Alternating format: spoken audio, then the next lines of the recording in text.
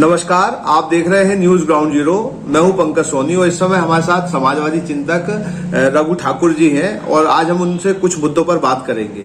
एक अलग सवाल है जो आपसे रिलेटेड भी है, और जैसे कि सागर में सेंट्रल यूनिवर्सिटी बनी, उसके लिए एक बहुत विशाल आंदोलन आपके द्वारा किया गया था, और लेकिन जब बनने के बाद वहां एडमिशन की बात आई तो लोगों ने कहा कि राजकीय विश्वविद्यालय भी एक बनना चाहिए था, जो यहाँ नहीं बना।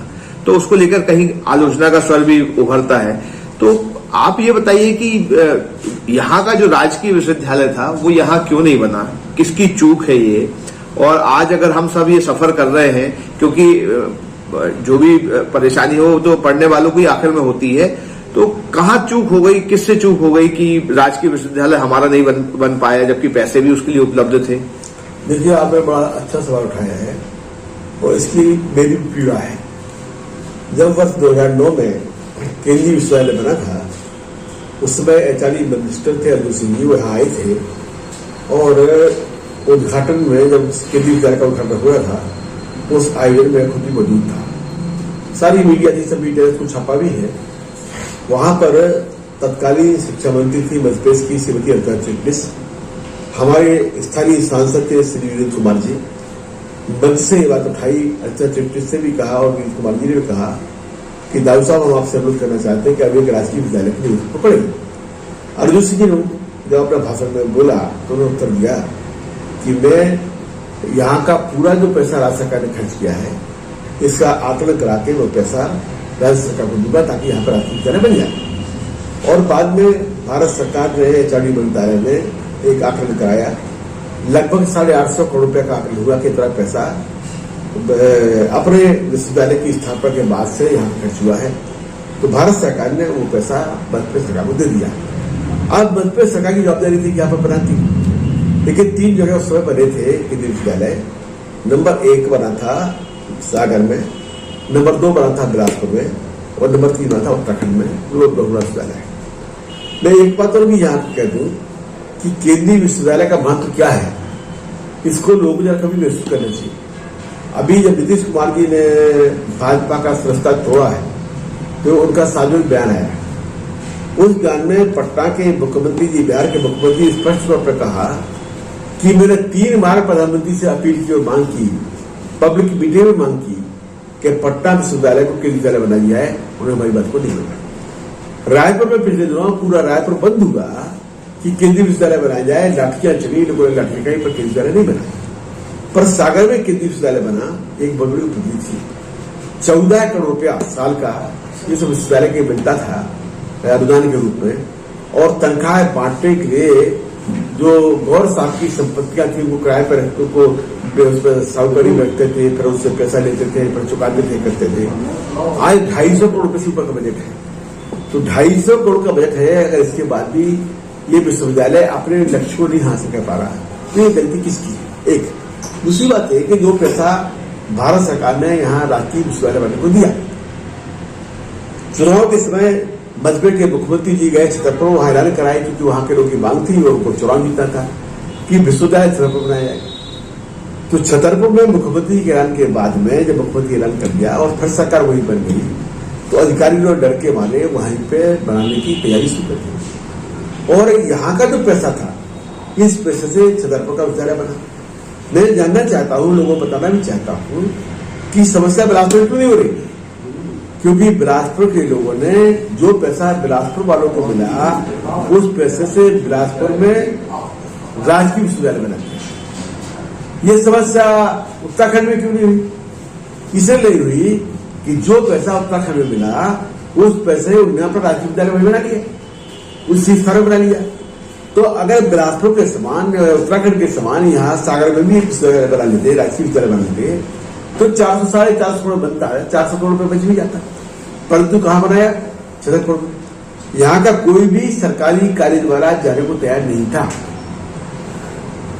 आप देखिए कि जो राजकीय विश्वविद्यालय छतरपुर बना तो पैसा भी हमारा दिया गया, और सागर के जितने भी सरकारी कॉलेज थे, उन सारे सरकारी कॉलेज के प्राचार्यों को शिक्षा सचिव ने डरा के, दबा के, धमका के, अपमानित करके उनको बाध्य किया कि तुम दस्तखत करो के लिख के भेजो कि हम वहां एक चाहते हैं।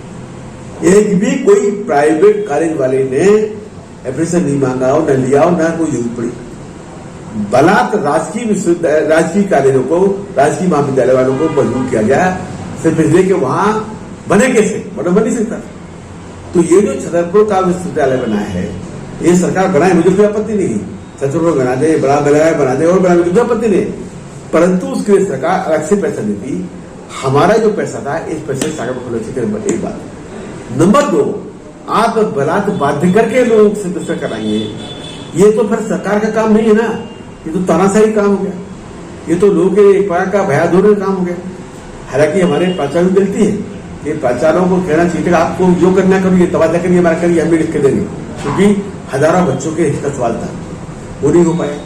तो ये जो गलती सरकार की थी उस समय की, उस समय भाजपा सरकार जब थी तो भाजपा सरकार ने छतरपुर बना दिया। बाद में जब कमलनाथ जी आए, कांग्रेस सरकार बनी, तो उनने छिंदवाड़ा में बना लिया। अब चूंकि भाजपा ने छतरपुर बनाया, कांग्रेस छिंदवाड़ा में बनाया, तो ना कोई भाजपा बोलता है ना छिंदवाड़ा वाला बोलता है, दोनों मिले हुए एक दूसरे के पाप का समर्थन करते हैं। मैं इसको पाप शब्द कहता हूं कि हमारे सागर के पैसे से आपने ये विश्वविद्यालय बनाए, किसका पहले नंबर था जरा को बताए। परंतु दुख की बात है कि कोई एक व्यक्ति सागर का, कोई एक नेता मेरे अलावा इस प्रकार की भाषा में नहीं बोले, जो आज बोल रहा हूँ, पहले ही बोला है कि गलत हो रहा है। इसका विरोध नहीं किया, मैंने इसका विरोध किया। मैंने महिला विश्वविद्यालय पर क्या आंदोलन चला, महिला विश्वविद्यालय के आंदोलन के बारे में इतनी मजबूती आ गई थी कि महिला विद्यालय का ऐलान हो जाता। जिस दिन यहाँ मुख्यमंत्री जी कमलनाथ जी आने वाले थे, हम लोगों ने बच्चियों को लेकर बसने की तैयारी शुरू कर दी थी।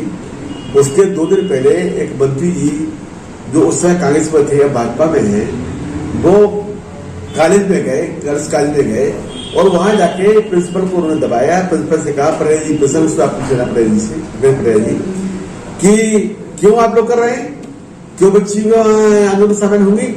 हम नए मुख्यमंत्री ऐलान करने के लिए आ रहे हैं, कल ऐलान होने वाला है। और आपको याद होगा कि अखबारों में समाचार छपे, विज्ञापन छपे कि मुख्यमंत्री जी यहाँ पे महिला विश्वविद्यालय का ऐलान करने आ रहे हैं। मुख्यमंत्री जाके चले गए, महिला विश्वविद्यालय नहीं बना, छिंदवाड़ा का विश्वविद्यालय बन गया। तो ये सारा का सारा जो राजनीतिक अपराध किया है, ये हमारे कांग्रेस और भाजपा ने उत्तर किया है, ये इसके जिम्मेवार है। दुर्भाग्य है कि सागर की राजनीतिक चेतना इन सवालों में चुप रहती है, इन पर नहीं बोलती है। हमारे यहाँ के लोग भी, मित्र लोग जो हैं, वो कभी कभी हम लोग को गालियां देते हैं, हम लोग का गुस्सा करते हैं, जिन पर कहते थे उस पर नहीं करते हैं।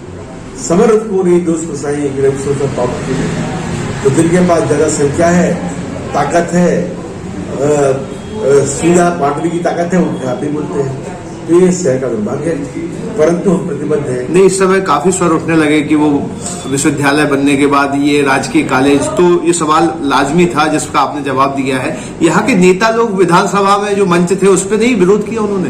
बड़ी मुझसे बात करना चाहिए है कि वाजपेयी की विधानसभा में ये प्रस्ताव 2 बार पारित हुआ। देखिए मैं बताऊं, और कैबिनेट में 3 बार पारित हुआ। इस प्रकार से कि पहले एक बार कैबिनेट में पारित हुआ, उसके बाद में विधानसभा में आया कि साहब विश्वविद्यालय बनना चाहिए जाके आपके छतरपुर में।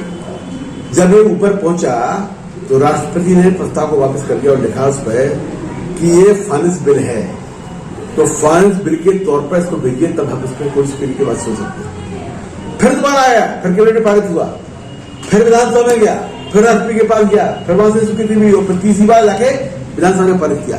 तो 3 बार विधानसभा में एक प्रस्ताव आता है, पारित होता है, पर एक भी विधायक, एक भी सांसद, एक भी नुमाइंदा, एक भी इन दलों के नेता, कोई का मुंह नहीं खुलता है कि नहीं साहब ये नहीं होना चाहिए, आप विधानसभा की कार्रवाई कीजिए।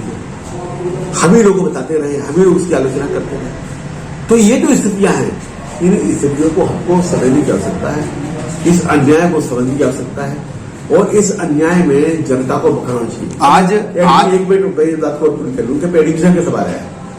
देखिए, ये सबको पता है कि किसी भी केंद्रीय संस्थान में क्षेत्रीय कोटा नहीं होता है, न केंद्रीय नौकरी में, न केंद्रीय संस्थान में।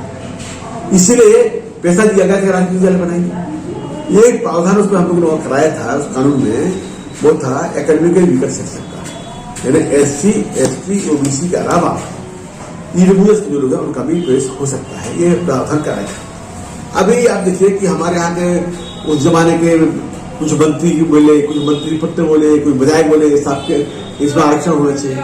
सांसद जी बोले हम आरक्षण कराएंगे। कांग्रेस सरकार थी, वो चली गई, भाजपा सरकार है, इसको भी 8 साल हो गए, 9 साल लग गया, कोई आरक्षण नहीं कर पाया, नहीं करा पाया। तो लोग गुस्सा वहां नहीं करते जहां पे गुस्सा करना चाहिए, और एक गलत बात के लिए बोलते हैं।